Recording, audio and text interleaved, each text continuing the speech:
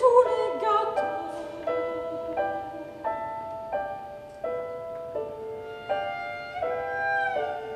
J'ai envie de tirer la queue du chat et de couper celle de l'écureuil. On a essayé de revenir un peu au propos, qui est quand même un propos d'initiation. C'est un enfant qui, au travers d'un certain moment d'épreuve, va grandir, va découvrir des choses sur le monde adulte, sur la vie. En ce sens, on peut vraiment parler d'une initiation avec des épreuves pas simples, qui sont même difficiles et douloureuses pour lui. Donc de revenir au propos avec ce qu'il peut y avoir de relativement intime.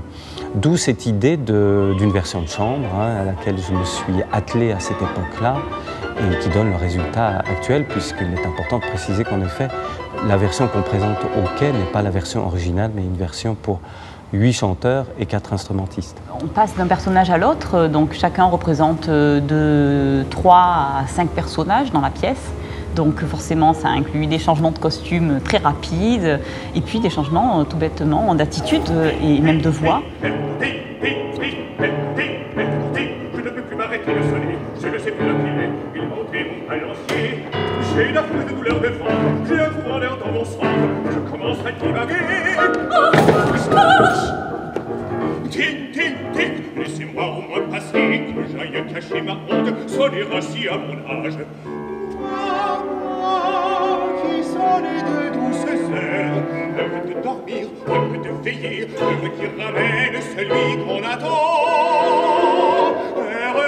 Plus on avançait dans le travail avec les chanteurs sur une mise en scène, sur la compréhension de l'histoire, plus justement cette dimension intime nous est apparue comme prédominante.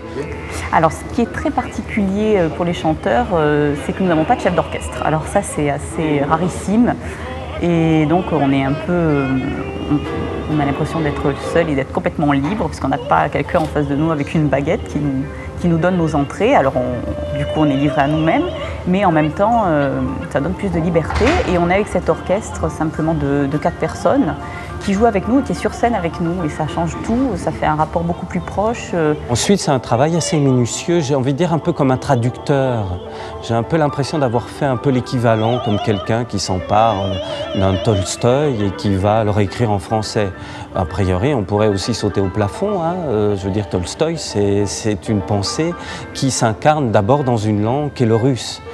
Mais en même temps, à partir du moment où je pense qu'on a une connaissance extrêmement pointue du point de départ, là en l'occurrence l'œuvre ravélienne et ses logiques d'orchestre, comme celle de L'Enfant et les Sortilèges, et qu'on a une idée quand même assez précise de là où on veut aller par rapport à une formation qu'on s'est donnée d'arriver, là en l'occurrence un quatuor, je pense qu'on a la possibilité de faire passer l'un de l'autre, me semble-t-il. Et encore une fois, c'est un parti pris.